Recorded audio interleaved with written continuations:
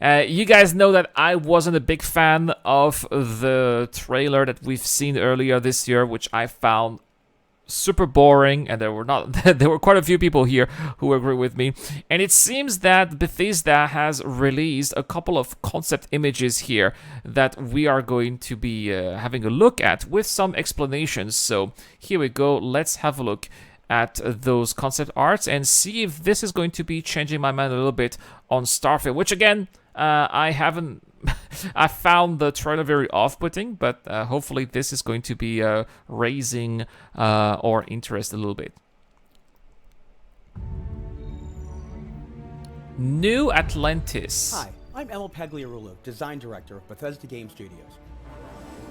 What you're looking at here is the spaceport of the city of New Atlantis, the capital city of the United Colonies, or UC, the most powerful established military and political faction in the game. Okay, so looks like there are indeed going to be some political factions and entity, and that is the starport of the capital. It's a true melting pot, and its residents come from every race, creed, and ethnicity. In a lot of ways, New Atlantis is a true reflection of the future of our world. Okay, that's it. That's all we're looking at here so far. I know that there's two more, right? So far we're looking at this kind of urban landscape and area here, with a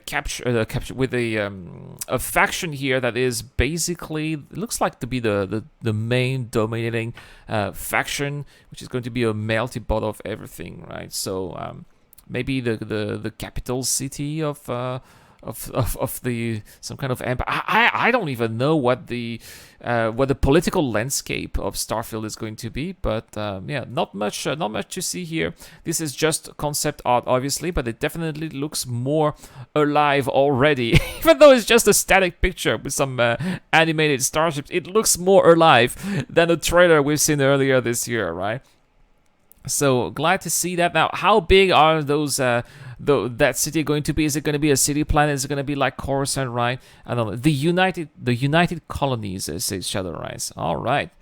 Well, seems that there's more. So we're going to have a look at the next one here. This place is called Neon.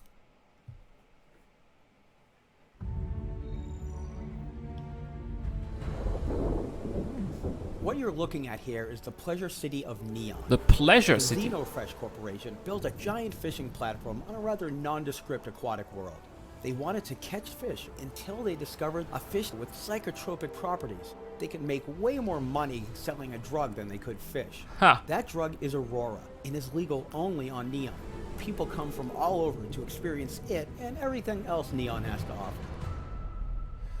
Okay, interesting. So it's basically, I like this. That is a great idea.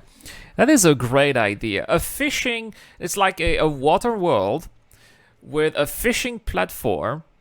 That's not a fishing platform anymore. The fishing platform was converted into a sort of Las Vegas of the future, or Camino. Right? Imagine a mix of Camino and Las Vegas at the same time. And at that particular place, there's a drug that they found in one of those fish there that's only legal here, which I know, right? Bethesda's lore is very creative, to say the least. Now, this is something that I'm hoping. I don't know if there's gonna be trading mechanics or smuggling mechanics in Starfield. I don't even know what Starfield is going to be about. But this kind of lore, these kind of locations do have the potential to provide us with gameplay that can be exciting, right? Is this going to be a place where we can buy some of those commodities that are unique to this planet and sell it off the black market of other planets and make a ton of money? That is something that I would love to do in this game. Now, maybe, who knows, experience it or maybe gamble as well. I love gambling in games, right? It's always fun to make a little bit of money through some mini games from time to time. So that could also be a good opportunity here for the devs to add extra excitement, right? I wonder if this confirms the ability to fish in Starfield, says Chandra. Yeah, you know, right? Why not? Why not fishing gear on another mini game, right? That could be also something interesting, but I don't think so, Shadowrise. I think that you are pushing it a little bit too hard. I like how it's colorful as well.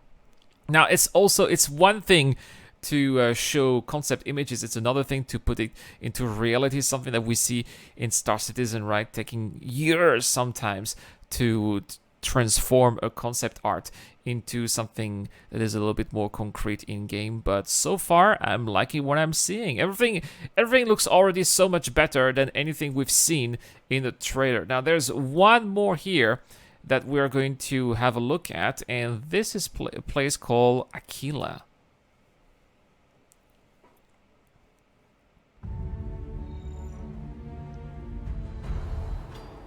Behold Aquila City, the capital of the Freestar Collective. The Freestar Collective. Okay.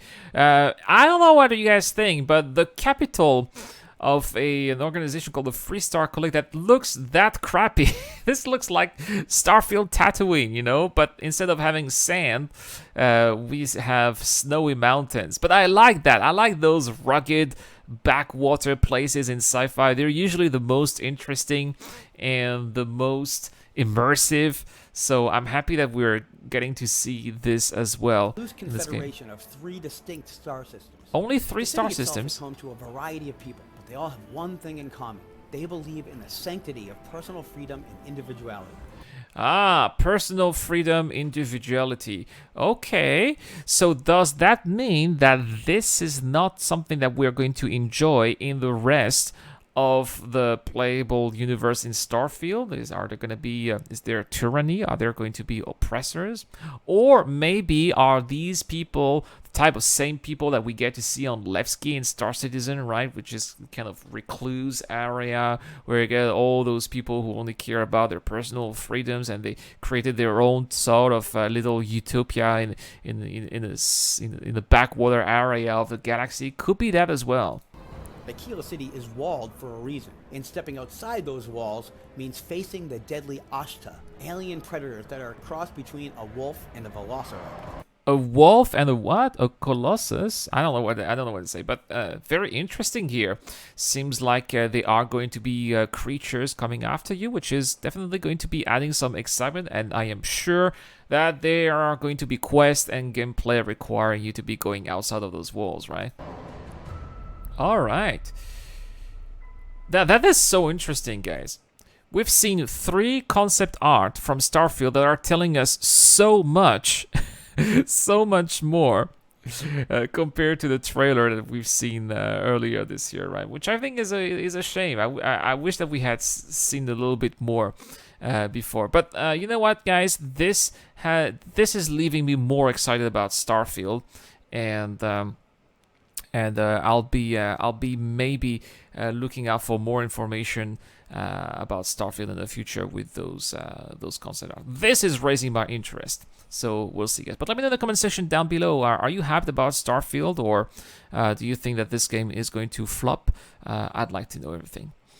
Oh, Mark says a velociraptor. I thought it was. Let's listen again. Let's listen again. The city itself is home to a variety of people, but they all have one thing in common. They believe in the sanctity of personal freedom and individuality. Aquila City is walled for a reason, and stepping outside those walls means facing the deadly Ashta, alien predators that are a cross between a wolf and a velociraptor.